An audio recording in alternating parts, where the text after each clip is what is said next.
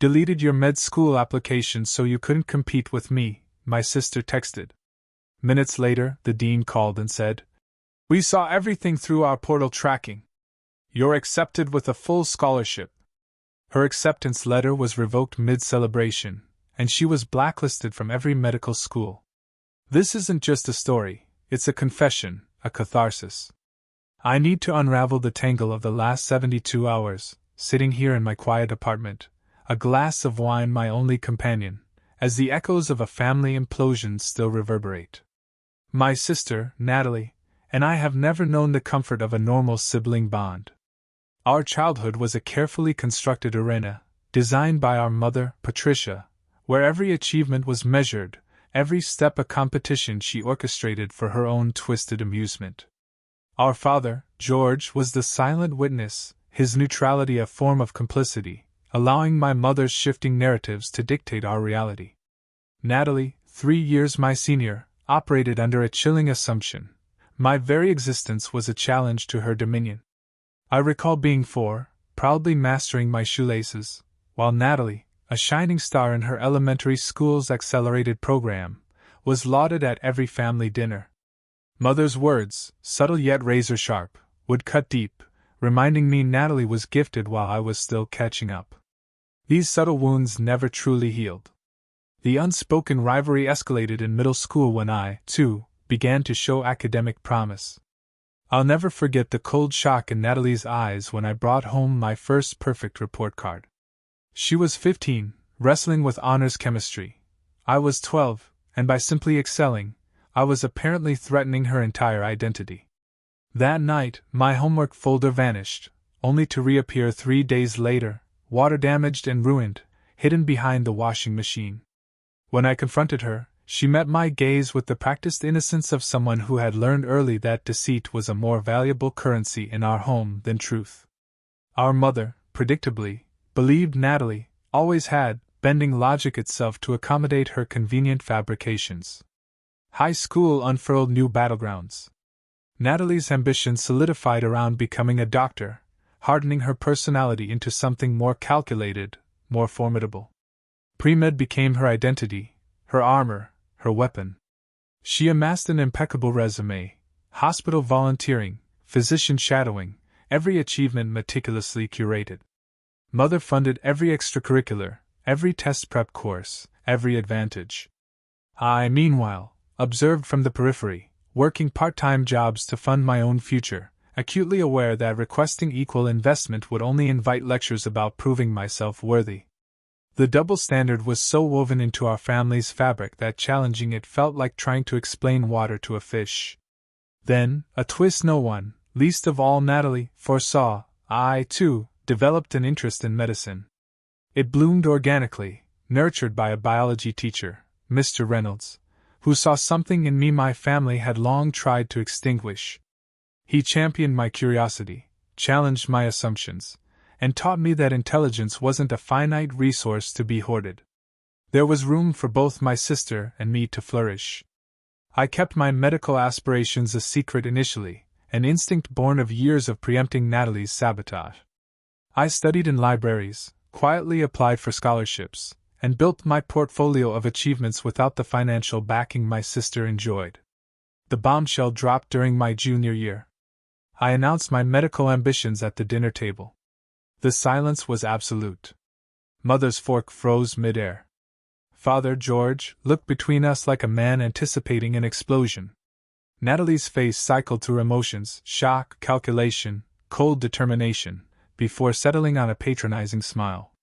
Her eyes, however, held an unmistakable warning. "That's ambitious," she purred, each syllable laced with condescension. "Medicine is incredibly competitive. You should probably have a backup plan."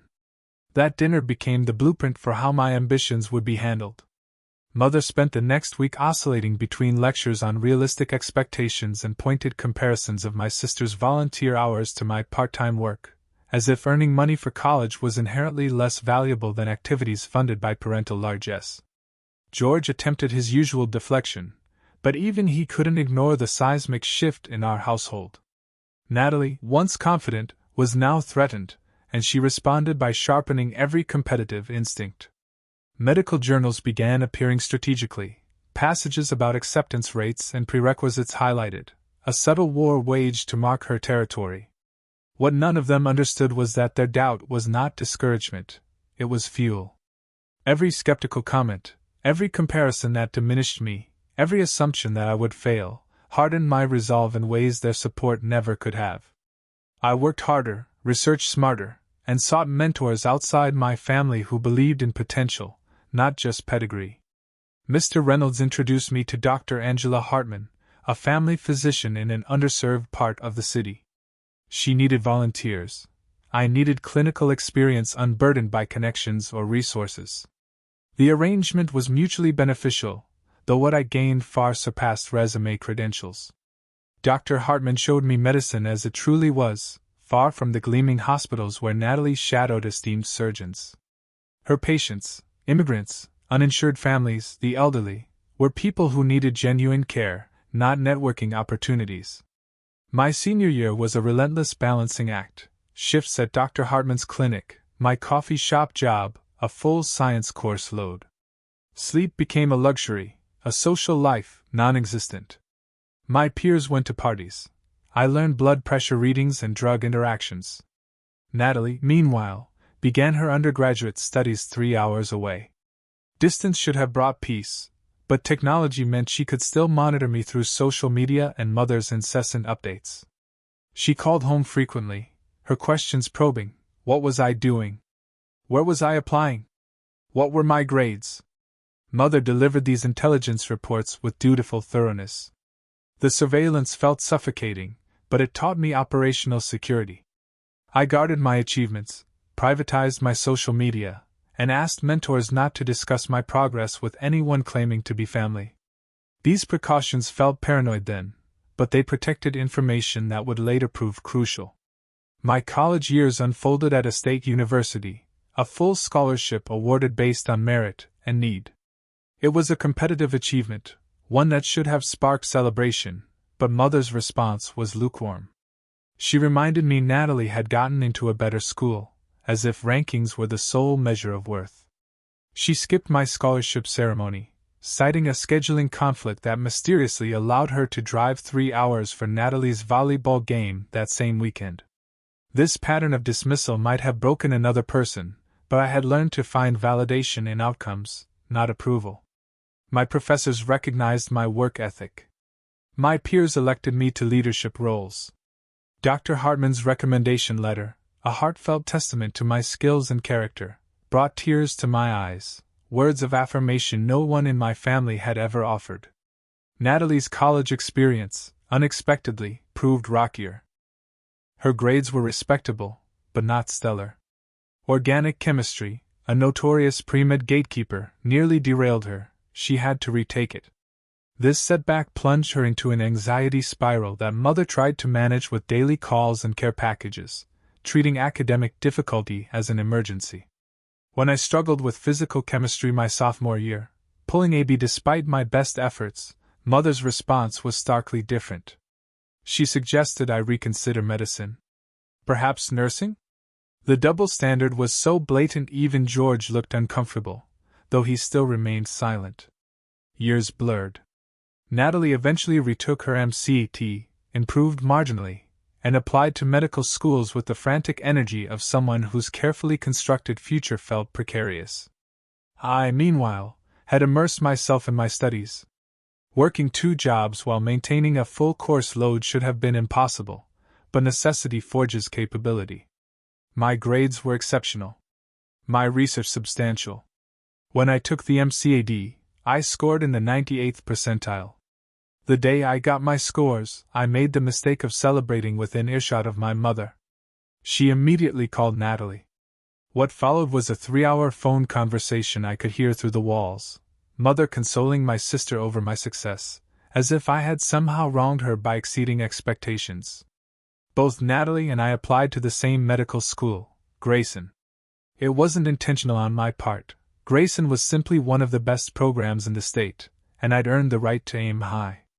Natalie's application felt like an unavoidable inevitability. Our submissions went in days apart, both of us holding our breath for a decision that would reshape our lives. The way I discovered Natalie's sabotage still feels surreal. Like any anxious medical school applicant, I'd been checking Grayson's portal obsessively. 3 weeks before decisions were due, I logged in to find something alarming. My application status had changed to incomplete, with a notation that my personal statement and several supporting documents had been removed. Panic doesn't begin to describe the cold dread that spread through me. I hadn't touched my application since submitting it. Everything had been complete and verified.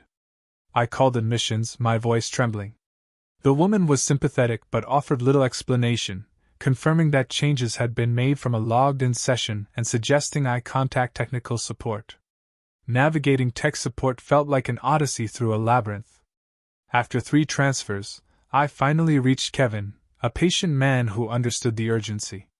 He walked me through the activity log. I can see that your application was modified from a different IP address than the one you typically use, Kevin said carefully. I need to escalate this to our security team for a full investigation. The word investigation sent a fresh wave of anxiety through me. How long? Would my application even be considered? Kevin had no answers, only deepening my helplessness. I spent the rest of the day re-uploading every document Natalie had deleted, triple-checking each file. My hands shook, rage and fear warring within me. Years of enduring her cruelty hadn't prepared me for this level of calculated sabotage. By evening, my application was restored, but the timestamp on the modifications remained. Anyone reviewing my file would see changes just weeks before the deadline. Would they think I was disorganized? Incompetent? The injustice of being judged for damage I didn't cause was suffocating. My phone buzzed around 8 p.m. I'd been pacing, unable to focus. Natalie's text appeared. Reading those words, seeing the screenshot she'd sent like a trophy, something fundamental shifted. The fear that had consumed me for hours sharpened into an almost surgical clarity. She had made a critical mistake, not just in sabotaging me, but in confessing to it in writing. In her arrogance, her certainty of facing no consequences, she had handed me undeniable evidence. Deleted your med school application. Now you can't compete with me. Should have picked a different dream, little sister. This one was always mine. The attached screenshot, my portal from her device, proved she'd logged in. There would be a digital trail. I moved to my laptop, documenting everything with the methodical precision of someone building a legal case. Screenshots of her text with metadata, screenshots of my portal's incomplete status and modification timestamp, a detailed timeline, copies of my original documents. The email I composed to Grayson's admissions office took over an hour, each sentence carefully constructed to convey facts without emotion, evidence without vindictiveness. I explained the situation, attached the documentation, and ended with a simple request: investigate this unauthorized access and restore my application to full consideration. Hitting send felt like releasing an arrow I couldn't retrieve. I had no idea how they would respond. They might dismiss it as a family squabble, reject us both, or simply ignore me. The waiting was excruciating. I checked my email obsessively, my sleep fractured by dreams of things dissolving in my hands. My appetite vanished. Friends noticed my distraction, but I couldn't articulate the unfolding nightmare. 3 days dragged by with no response. I began to mentally construct backup plans: a gap year, reapplication, a pivot to research or public health. Perhaps Natalie had won, and I needed to accept defeat with grace. Then Dean Whitfield called, and everything shifted so dramatically it felt like reality itself had been rewritten. "This is Dean Margaret Whitfield from Grayson Medical School," the voice on the other end began. "I'm calling about your application, and I want to start by apologizing for any distress this situation has caused you." I sank into a chair, my legs suddenly unreliable. "Thank you for calling," I managed, my voice thin. "I wasn't sure anyone would take this seriously." "We take application integrity extremely seriously," Dean Whitfield continued. "Our IT security team has completed a thorough investigation. We were able to trace the unauthorized access to your application portal. The login occurred from an IP address registered to your sister, Natalie Brennan, using credentials obtained through what appears to be unauthorized access to your email account. My heart hammered. You can prove that? I could barely speak. Tears, silent and hot, streamed down my face. Additionally, Dean Whitfield's tone hardened slightly.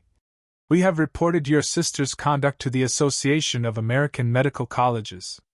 Her actions constitute application fraud and academic dishonesty of the most serious kind.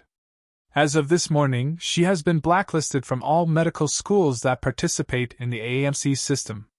Her acceptance to our program has been revoked, and she has been notified that any future applications will be automatically rejected. The magnitude of her words took time to fully absorb. Natalie hadn't just lost her spot at Grayson, she had lost any possibility of attending medical school anywhere. The dream she had spent years building, the identity she had meticulously constructed around becoming a doctor, had been obliterated by her own actions. I understand if you need time to process this, Dean Whitfield said gently, but I want you to know that your application stood on its own merits. Your academic record is exceptional. Your personal statement was one of the strongest we received this cycle. You earned this acceptance, and no one can take that from you. Her words should have brought immediate relief, but instead, I was overwhelmed by competing emotions, vindication, yes, but also a strange sadness for the future Natalie had destroyed through her own choices. Our relationship had been toxic for years, but she was still my sister, and witnessing someone implode their life was harder to celebrate than I'd expected. I thanked Dean Whitfield, my voice barely functional, and ended the call. For several minutes, I simply sat, phone still in hand, trying to process the seismic shift. The scholarship alone was life-changing. I had braced myself for 6 figures of debt, a burden that would have shaped decades of my career. Now that weight was lifted, replaced by an opportunity one had earned, and nearly lost to malicious sabotage. The official acceptance letter arrived via email within the hour, outlining orientation dates, housing options, all the tangible details that would shape my next 4 years. Seeing Grayson Medical School at the top, my name in the greeting, made it undeniably real. I printed it out, hanging it on my refrigerator, needing a physical reminder that this wasn't a dream from which I'd wake. My next call was to Dr. Hartman, who had been checking in daily since I'd told her about the sabotage. She answered on the second ring, and when I shared the news, she let out a whoop of joy so loud I had to hold the phone away. I knew it, she exclaimed, her voice thick with emotion. I knew they would see through whatever had happened. You are exactly the kind of person medicine needs. We talked for over an hour, her enthusiasm grounding me in the positive aspects. She reminded me that Natalie's consequences were self-inflicted, that I had merely defended myself, and that feeling conflicted about someone facing justice didn't make me a bad person. It made me human, capable of a complexity my sister had apparently never developed. Friends started reaching out as word spread. Some offered congratulations, others expressed shock at Natalie's actions, having known both of us for years but never imagining she would go that far. A few admitted they'd witnessed smaller acts of sabotage over the years, but hadn't realized the extensive pattern. Their revelations added context to memories I'd questioned, validating suspicions I'd dismissed as paranoia. Lisa called around midnight, her voice a mix of excitement and concern. I'm so happy for you, but are you okay? This is huge. Both the acceptance and what happened with Natalie. I don't know what I am, I admitted. It hasn't fully hit me yet. I keep waiting for something else to go wrong, for this to get taken away, too. Nothing's getting taken away, Lisa said firmly. You did everything right. You worked harder than anyone I know. You earned this, and you protected yourself when someone tried to steal it. That's not luck. That's you being smart and capable and refusing to let her win. Her confidence was a lifeline. Years of gaslighting had left me questioning my perceptions, wondering if I was overreacting. Having someone I trusted validate both my achievements and my response helped stabilize something that had felt precariously off-kilter. I thanked her, my voice not quite my own, and ended the call feeling simultaneously lighter and heavier than ever before. Justice had been served, but it came wrapped in the destruction of my sister's future, and I couldn't quite process how to feel about that. What happened next unfolded with the chaotic inevitability of a car crash in slow motion. Natalie had received her grace and acceptance letter 3 days before she sabotaged my application. Mother had thrown a celebratory dinner, complete with champagne and a cake adorned with a fondant stethoscope. Extended family had been summoned, congratulations had poured in. Natalie had basked in the attention, uploading photos, accepting praise with the gracious magnanimity of someone convinced she had finally, definitively won.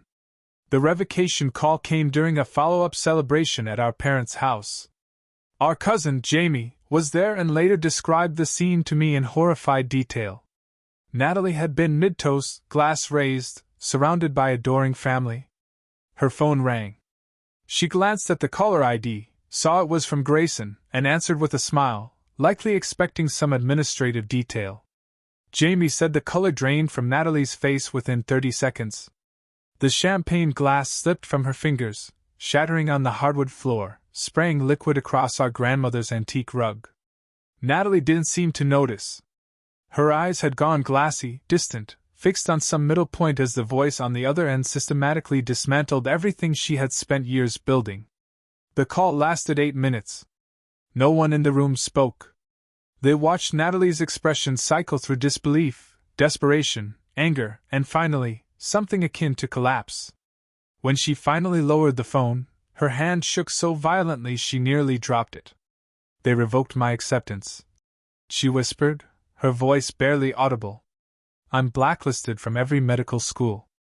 Our mother's response was predictably immediate. Within an hour, she was calling me, her voice a weapon of accusation and grief. How could I do this to my sister? Didn't I understand what I had destroyed? Natalie had worked so hard, sacrificed so much, and I had stolen her dream out of petty jealousy. I let her finish. Years of practice had taught me that interrupting only prolonged these tirades. When she finally paused for breath, I spoke with a calm I didn't entirely feel.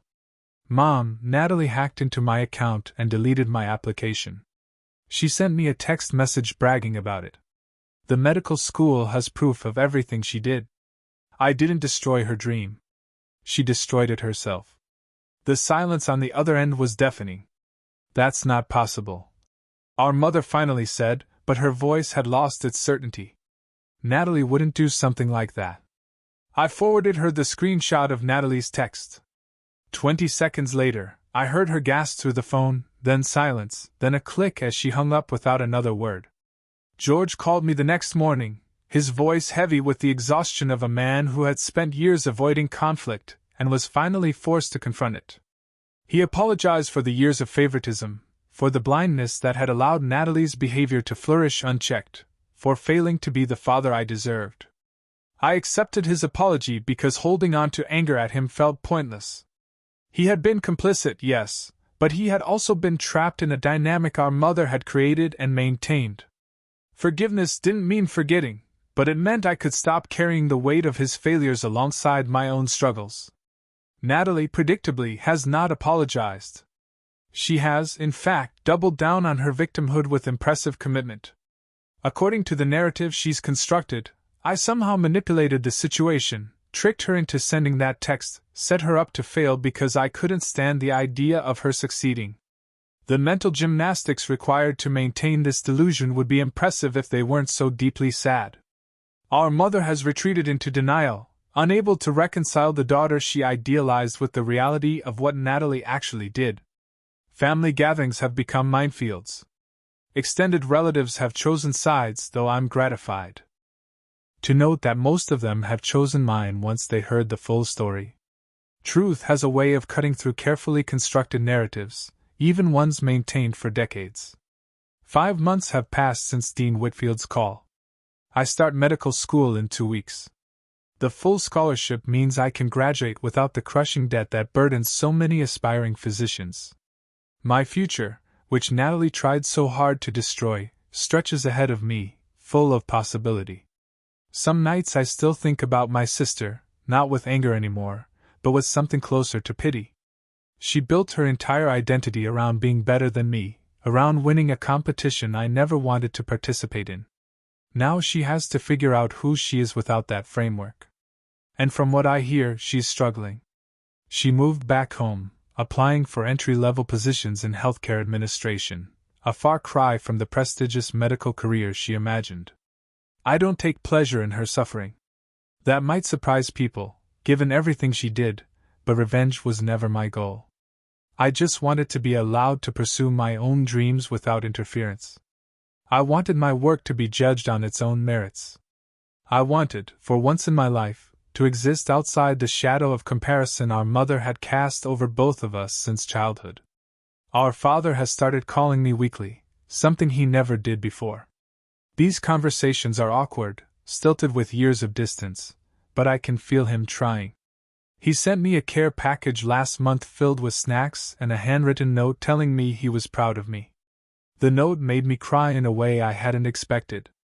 Something about seeing his handwriting, reading words of support I'd waited decades to receive, broke through defenses I hadn't realized I was still maintaining. Our mother remains distant. She still calls Natalie daily, still sends her money, still refuses to acknowledge the full scope of what happened. Part of me understands. Admitting she enabled Natalie's behavior would mean admitting she failed as a parent, and some people would rather protect their self-image than face uncomfortable truths. I've stopped expecting anything different from her. The applications I submitted to other medical schools, before learning about Grayson's decision, have started generating responses, acceptances, scholarship offers, validation from multiple institutions that my qualifications speak for themselves. Each envelope I open feels like another brick in a foundation I'm building for myself, separate from the house of dysfunction where I grew up. My friend Lisa, who has listened to decades of stories about my family, asked me recently if I feel guilty about what happened to Natalie. I thought about the question for a long time before answering. The guilt I feel is complicated, not for reporting what she did. That was self-defense, plain and simple. If someone attacks your future, you have every right to protect it. The guilt comes from a smaller, quieter place. From the part of me that remembers when Natalie and I were young, before our mother's competition had fully taken root, when we used to build pillow forts together and whisper secrets in the dark. Where did that sister go? Was she ever really there? Or was I remembering a version of her that never existed outside my hopes? These questions don't have easy answers. Maybe they don't have any answers at all. What I know is this: I survived a family that tried to convince me I was less than I am. I built something real and lasting despite constant attempts to tear it down. And when my sister tried to destroy my future with a few clicks and a cruel text message, the system worked. The truth came out. Justice was served. Starting over isn't something I'm unfamiliar with. Every year of my childhood felt like learning to navigate new rules, new expectations, new ways to make myself smaller so Natalie could feel bigger. Medical school will be different. For the first time in my life, I'll be judged on my own merits, competing against my own potential rather than against a sibling who saw my success as her failure. Dean Whitfield sent me a personal note last week, welcoming me to the incoming class and expressing her hope that I would find Grayson to be a supportive environment. She mentioned that my case had prompted the school to strengthen their security protocols even further, and that my willingness to report what happened had potentially protected future applicants from similar attacks. Reading those words, I felt something I hadn't expected: pride. Not in what happened to Natalie, but in my own response to it. I could have given up. I could have accepted the sabotage as just another loss in a lifetime of them. Instead, I fought back with documentation and truth, and the institutions that should protect applicants did exactly what they were supposed to do. My white coat ceremony is next month. George says he wants to come. Our mother has not responded to the invitation I sent, which I expected, but still stings in a way I pretend not to notice. Some of my professors have already reached out about research opportunities. Life is moving forward with a momentum that feels both exhilarating and terrifying. Natalie has blocked me on every platform. She has also, according to cousins who still speak to both of us, developed an elaborate conspiracy theory about how I orchestrated her downfall.